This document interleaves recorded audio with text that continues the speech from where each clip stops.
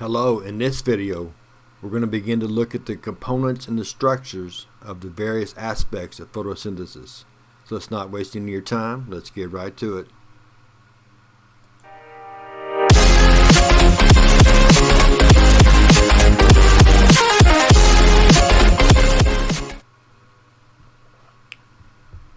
Now we have spent, this is video 7 of our series. So we have spent 6 videos just really talking about various aspects of photosynthesis. But in this video, we're going to begin to lay the foundation for talking about the LDR, the light dependent reaction, and the Calvin cycle. Now in the photosystem structure, we've got these photosystems, photosystem 1, photosystem 2.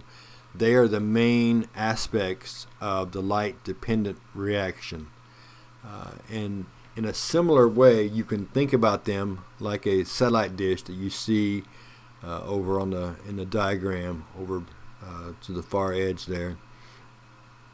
That satellite dish, if you know how these things work, the satellite sends out the transmission, and the satellite dish, because it's at a little concave, it's able to capture it, and that information then is transferred to the reaction center, which is then, if you've got a satellite dish at your house and you've ever looked at it, you know that it's got a bunch of wires that then go into your house, into wherever you're, if you have a DVR or just straight to your TV, but transmits that signal all the way into your TV.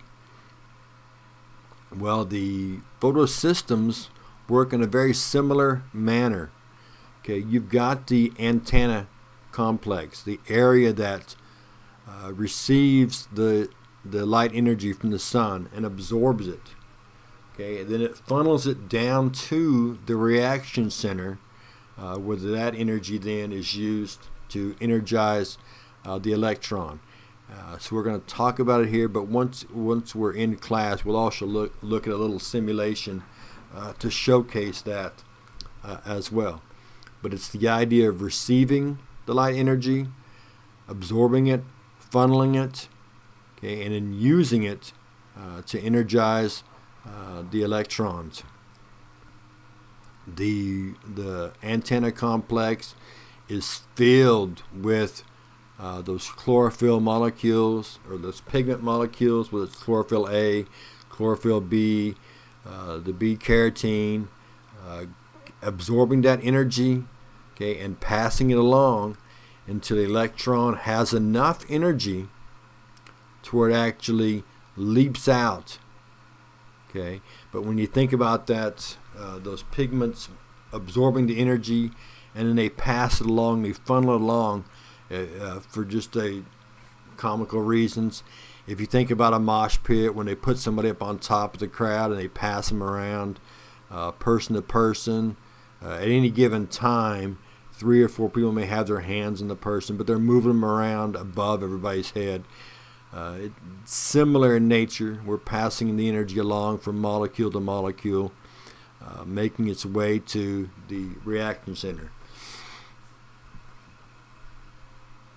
Now in the reaction center, as I mentioned previously, that's where the chlorophyll A, or I shouldn't say that's where it's located. It's throughout the whole photosystem, but it's only chlorophyll A is in the reaction center, and that's because it has that unique ability to be able to convert the light energy into chemical energy.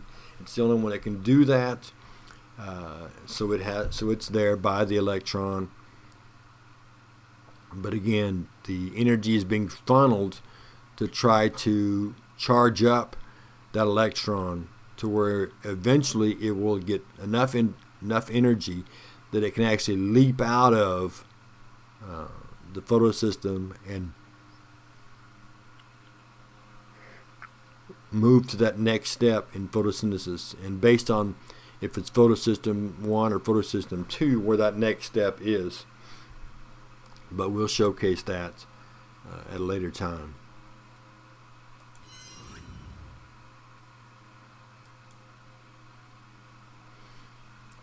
Okay, this is the same image that was on the previous screen, but it's now larger. We don't need a satellite dish anymore.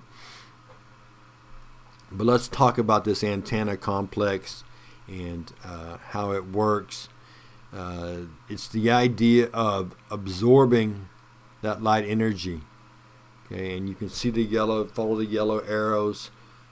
The funneling, that photon is absorbed by the pigments, chlorophyll A, chlorophyll B, B-carotene,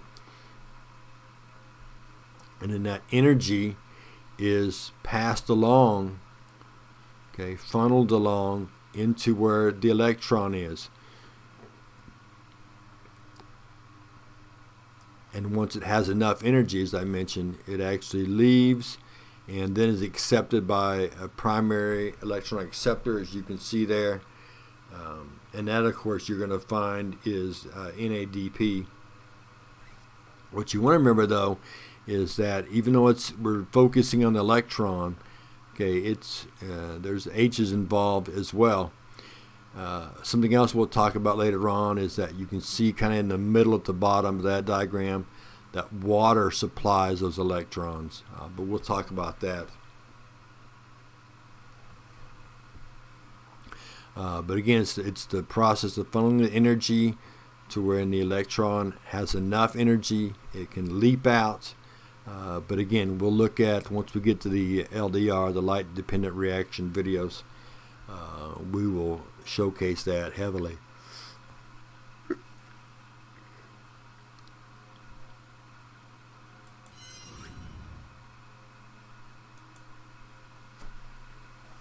All right, now we want to focus on the reaction center. Again, chlorophyll in there, gets that energy passed to it, absorbs it. The idea of the electron getting energized enough to where it can physically remove itself from that area. And then you can see the pathway.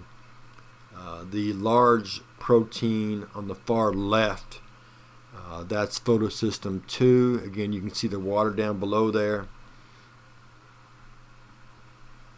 that's supplying those electrons. And then you can see the pathway through the yellow arrows going through that next protein. And of course, that protein is going to be taking in H's.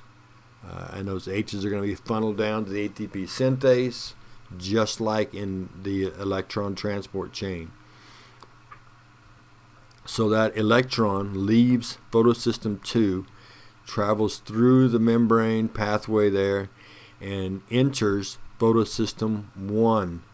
And again, the same process happens. The photon is absorbed, the energy funneled, the energy used, and eventually the electron gets enough energy to where it again leaves photosystem 1, and at that part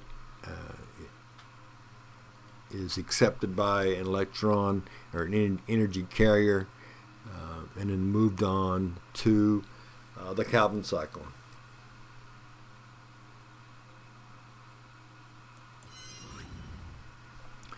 Well, that is our video on kind of the structure of photosynthesis.